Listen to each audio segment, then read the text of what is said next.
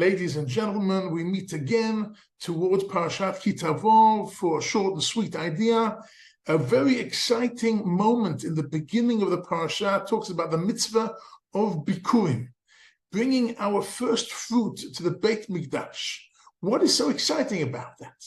Because if we look in a historical perspective, finally entering the land of Israel, finally working the land, finally the rain and the work of the land and all the process brings towards the first fruit. And we have to go down to our fields and our orchards, as it says in the Mishnah on Bikurim, and put a red ribbon around the first budding of the first fruit. And when they grow to be the first fruit, we take them off the tree into a basket, and we bring them to Beit Mikdash, to the Kohen. And we bring it to the Kohen. What do we say to the Kohen? We're showing our gratitude. So in part of showing our gratitude, we have to state Arami Oved Avi. We have to give an overview of Jewish history, understanding that we don't live in a vacuum, in a historical emptiness. We actually know where we're coming from, and therefore we appreciate so much the fact that we're in our own land and we work the land, and here is our produce, the first fruit of our produce. And that is our way to show Hashem our gratitude for actually bringing this whole process to a fruitful, doubly meaning ending in such a beautiful way. And we know HaKadosh Baruch Hu wants the first fruit. How do we know that? From one of the first stories in the Torah, where we're told about the first people who sacrificed, which were Cain and Abel. And HaKadosh Baruch Hu accepted Abel's sacrifice, but did not accept Cain's sacrifice. And HaKadosh Baruch Hu saw that Cain was terribly distressed by this, and they told him, you should do better. And instead of doing better, he went and he murdered his brother, which was one of the first huge tragedy of mankind. But what was it that made Abel's sacrifice acceptable more than Cain? Because it says that his sacrifice was mibechorot sono. It was the firstborn of his goats and of his sheep, the firstborn. Once what Cain brought is mipri adama. He brought some of his fruit, not the firstborn, not the first crop.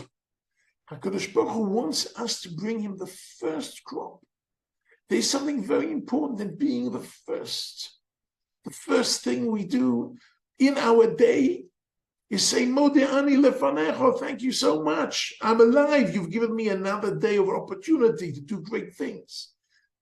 We all the time thanking HaKadosh Baruch Hu for a new day, for a new week, for a new month, for a new year, for a new 7 years and Shemitah, sabbatical, for a new Jubilee year, 50 years. We live in these cycles. And every time there's something new, a new day, a new week, a new month, we're rejoicing because we've got a new opportunity. And whilst the scientific world lives on a linear year, everything's got a beginning and everything's got an end, we do not live on linear. We live on a cycle. We're all constantly renewing and renewing. But it is not without understanding our past. We understand our past. When we renew something, we understand Arami Oved Avi, we understand where we're coming from. And because we know where we're coming from, we know where we're going to.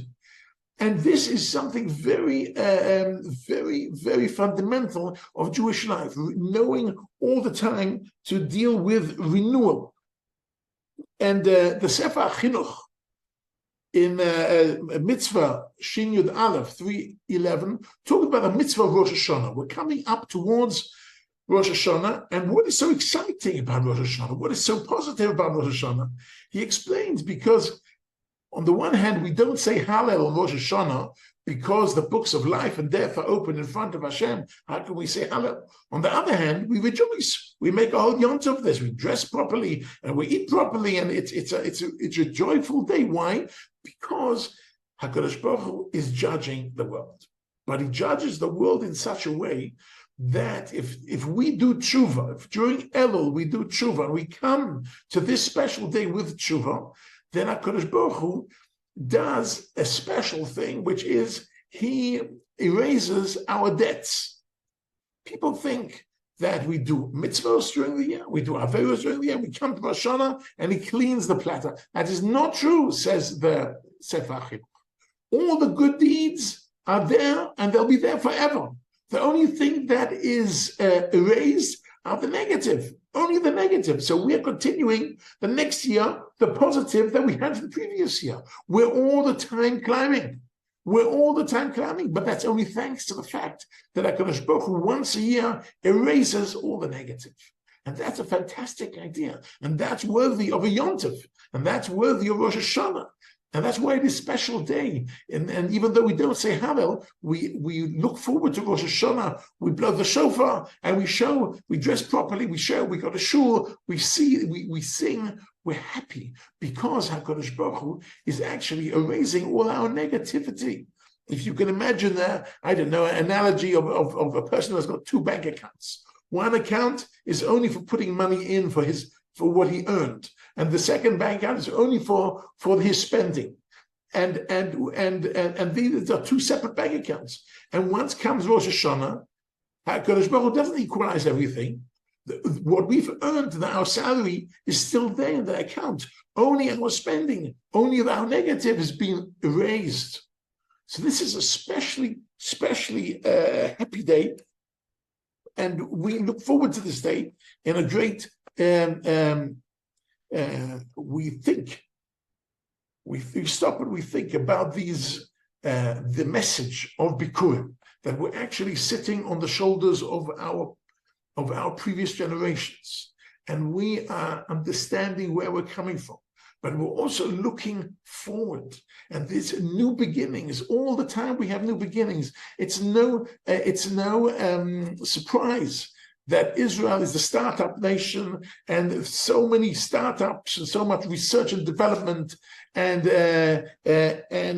innovation centers are in Israel, because we're all the time renewing the day, renewing the week, renewing the month, and now soon we'll be renewing the year. We Rosh Hashanah. We're looking forward in optimism, and with this optimism, we look to the end of days, and the end of days is Mashiach.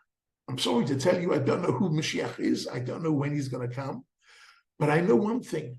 Mashiach means a happy end. Most of the philosophers see the end of the world as something very gloomy, whether it is a hole in the ozone layer that will all melt, or some kind of international warfare, which will be atomic bombs, nuclear, or negative. No.